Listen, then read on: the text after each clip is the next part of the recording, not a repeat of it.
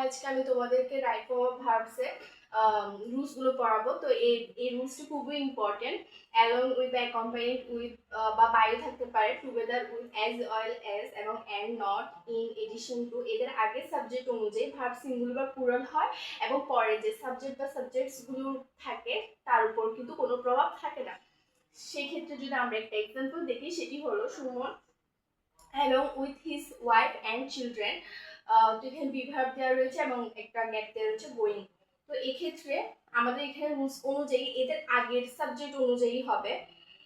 তো আগের সাবজেক্ট মানে সুমন, এই এই সাবজেক্ট অনুযায়ী হচ্ছে এখানে ইস বসেছে। আগের সাবজেক্ট অনুযায়ী হচ্ছে অ্যালং উইথ, যেহেতু আমরা দেখেছি তাহলে বোঝা যাচ্ছে এই ওয়ার্ডগুলো থাকলে, তাহলে এই ফ্রেজগুলো থাকলে বোঝা যাচ্ছে যে ফার্স্ট যে সাবজেক্ট থাকবে সেই সাবজেক্ট অনুযায়ী হচ্ছে আমাদেরকে ভার্ব আনতে হবে। তো সেই ক্ষেত্রে ফার্স্ট সাবজেক্ট হচ্ছে সুমন, তাহলে সেই অনুযায়ী ইজ আসলো। এর পরের যে সাবজেক্টগুলো রয়েছে সেটা কিন্তু এখানে কোনো প্রভাব ফেলেনি। যদি হিজ ওয়াইফ অ্যান্ড চিলড্রেন এই অনুযায়ী বসতো তাহলে তো সেক্ষেত্রে আমরা দেখতাম আর হতো, কিন্তু এখানে বসেছে প্রথম সাবজেক্ট অনুযায়ী। এবং আমরা যদি এই ওয়ার্ডগুলো দেখি তাহলে মাস্ট বি আমরা প্রথম সাবজেক্ট অনুযায়ী ভার্বটাকে বসাবো।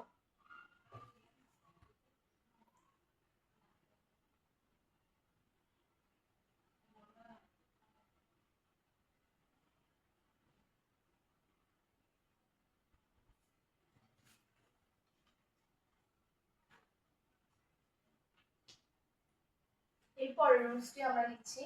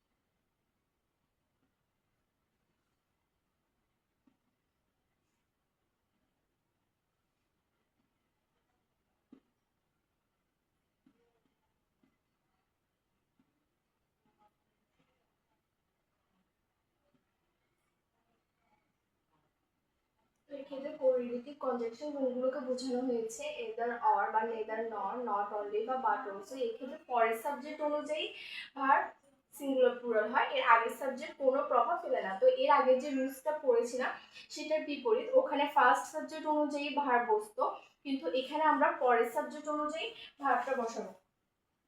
এবং সেক্ষেত্রে যদি আমরা এক্সাম্পল দেখি,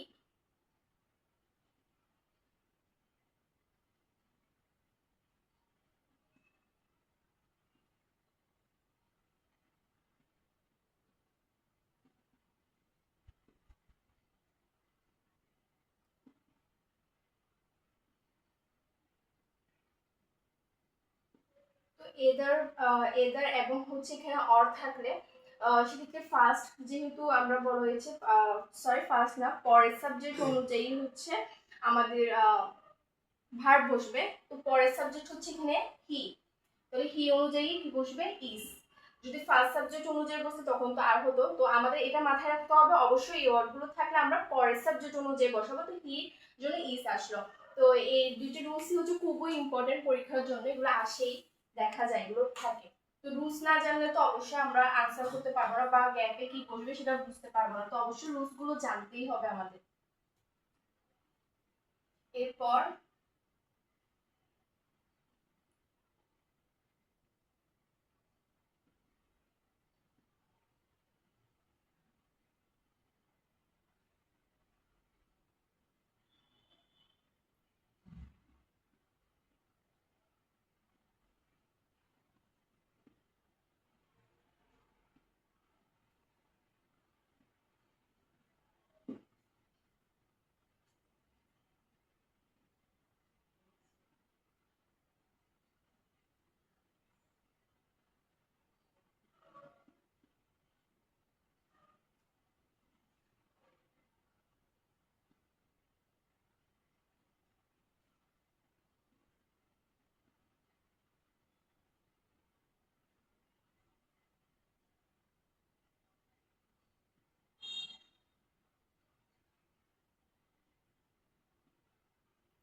তো এ নাম্বার অফ থাকলে অবশ্যই পুরো ভার্ব হবে এবং দ্য নাম্বার অফ থাকলে সিঙ্গুলার ভার্ব হবে।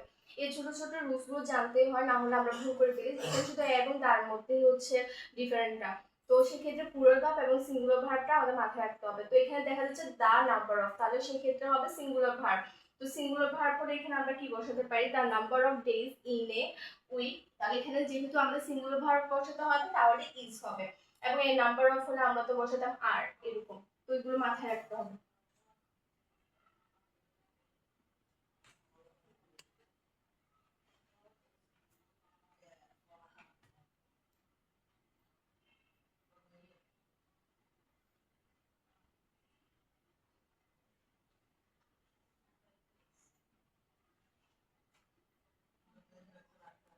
উইশ দিয়ে কিছু থাকতে পারে, মানে জাস্ট উইশ ওয়ার্ডটা ইউজ থাকলে বা কিভাবে কি করতে হবে সেটা আমরা বলি।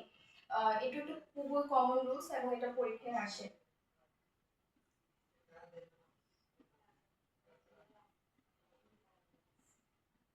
তাহলে এখানে আই উইশ আই, এখানেও প্লুরাল ভার্ব হবে, I wish I were a bird. I wish I do that. এক্ষেত্রে এটা পাস্ট টেন্সে ডিড হবে।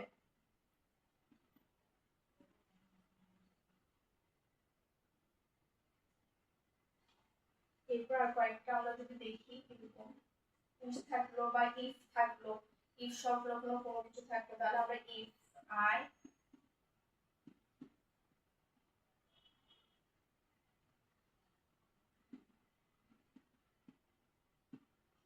তাহলে ইফ আই এটা ওয়ার হবে, ওয়ারের পার্ট। ইফ আই ডু থাকলে এখানে ডিড দিলাম, সেম উইশের যে রুলসটা সেটা এখানে ফলো হলো। তাহলে ইফ উইশ গেল। এরপর হ্যাডও থাকতে পারে, তাহলে সেক্ষেত্রে আমরা যদি হ্যাড সংলগ্ন দেখি কি,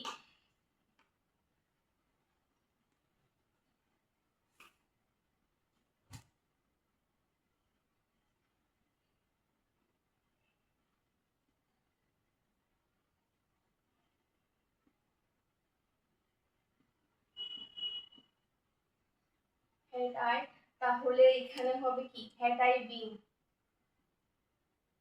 ওকে, হ্যাড আই, এগুলো হচ্ছে খুবই মানে কমন রুলস বা পরীক্ষায় একটা সেন্টেন্স দিয়ে দিতে পারে।